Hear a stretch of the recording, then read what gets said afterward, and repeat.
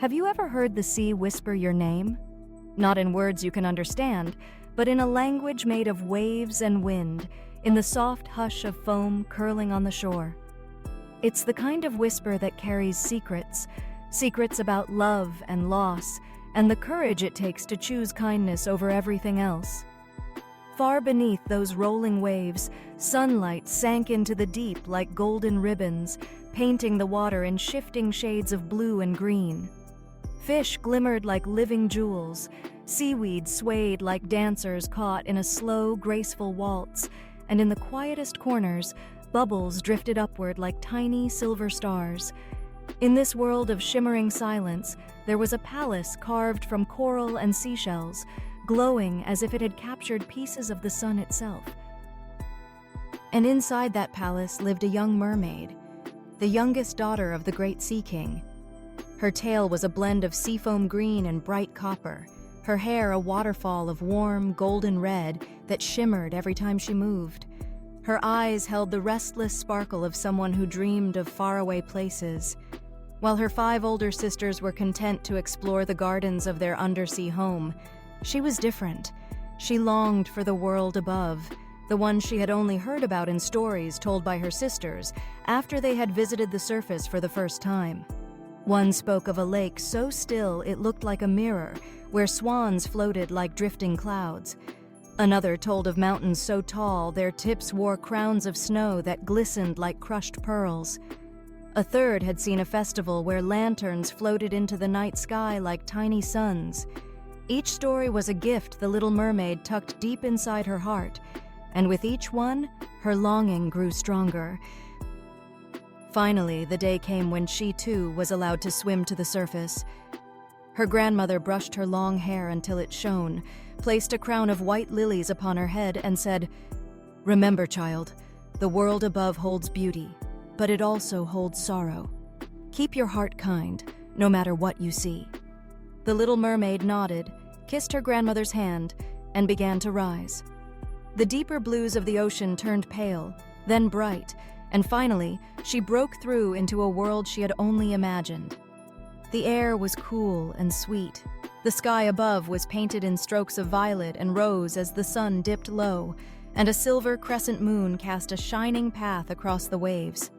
She floated there, drinking it all in, until she saw something that made her heart skip. In the distance, a ship glided across the water. Its white sails puffed like the wings of a giant bird. Lanterns glowed along its deck, and music drifted across the sea.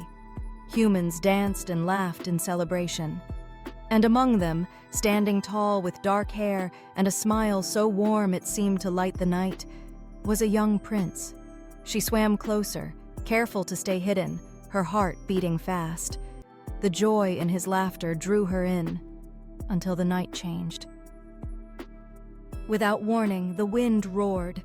The once gentle sea rose in great foaming walls. Thunder boomed, lightning split the sky, and the ship groaned as waves battered its sides. The Little Mermaid saw sailors swept into the water and fought to spot the prince. When she finally did, he was sinking beneath the surface, his eyes closed, his movements slow. Without a thought, she dove. The sea was wild, but she was swifter. Wrapping her arms around him, she swam hard toward the fading light above, whispering soft words he couldn't hear. She brought him to shore as dawn's first light touched the horizon, laying him on the sand. His face, pale in the morning glow, still seemed beautiful to her. A girl in a simple dress came running from the nearby temple. The mermaid slipped into the water's edge, hiding behind the rocks as the girl knelt beside the prince and called for help. His eyes fluttered open, and he smiled at her, believing she was his savior. The Little Mermaid felt her heart twist, but she did not move. She could not explain, not in his world.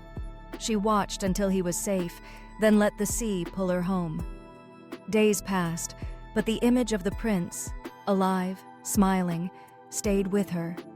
She began to sing songs without words, melodies that carried her longing through the water. One evening, she went to her grandmother and asked quietly, "Do humans live forever?" Her grandmother shook her head. "No, my child. They live fewer years than we, but they have immortal souls that rise beyond this world when they die. We live longer, but when our time ends, we become sea foam and vanish with the waves." The Little Mermaid's thoughts spun like a current. She didn't just want to be with the prince. She wanted to share his world, to have what he had, a soul that would live beyond the sea. There was only one way to make it happen, a way whispered about in fear. Beyond the safety of the coral gardens, in the darkest trenches of the ocean, lived the Sea Witch. Against every warning, the Little Mermaid went to find her. The witch's lair was a forest of writhing, shadowy plants, with strange creatures gliding between them. The witch herself emerged from the darkness, her tentacles curling, her smile sharp. "I know why you're here," the witch said, her voice like the echo of a wave in a cave. "You want to be human. You want his love. You want a soul." The mermaid nodded. "I can give it to you," the witch went on. "But the price is steep. You will drink a potion that will give you legs, but every step will feel as if you are walking on knives. Your voice will be mine. You will never sing or speak again. And if the prince marries another, you will dissolve into sea foam at dawn."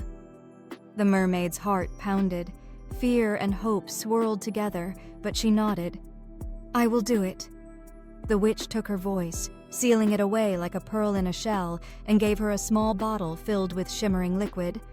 The mermaid swam to the shore at sunrise, drank the potion, and collapsed as her tail split into 2 legs. When she awoke, the prince was standing over her, concern in his eyes. He took her to his castle. She could not speak to him, but her smile and graceful presence seemed to charm him. Though every step brought her pain, she never showed it. She walked beside him in the gardens, laughed silently at his stories, and listened as he spoke of the girl from the temple, the one he believed had saved him. And then came the day the prince announced he would marry her. The wedding was set on a great ship. The Little Mermaid's heart felt like breaking glass, but she smiled for him. That night, her sisters appeared at the water's edge, their beautiful hair gone. In their hands was a silver dagger. "We traded our hair to the Sea Witch for this," they said. "If you take his life before dawn, you will return to the sea and live." The mermaid looked at the dagger, then toward the prince, who was sleeping peacefully. She could not do it. She dropped the blade into the waves, letting the sea swallow it. As the first light of dawn touched the sky, she climbed the ship's rail. The colors of the morning blurred through her tears. She let herself fall into the water, ready to become foam. But instead of fading, she felt herself rise, light as air. Around her were gentle, glowing beings who smiled warmly. "You are now one of us," they said. "Daughters of the air. Because you chose love without selfishness, you may earn an immortal soul, not through marriage, but through good deeds. You will wander the world for 300 years, bringing kindness wherever you go, and each kind act will shorten your time." The Little Mermaid's sorrow turned into a quiet joy. She had lost the life she dreamed of, but gained a new one with a purpose that stretched beyond the sea and sky.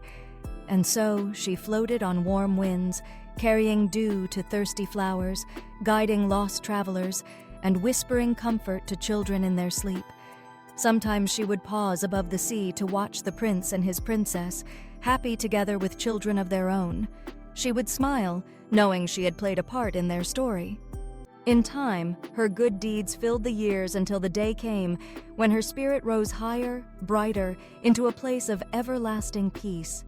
She was welcomed home, not just by the sea she had left behind, but by the love she had carried through every choice she made.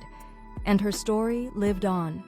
A story of longing, of bravery, of choosing kindness even when it meant letting go.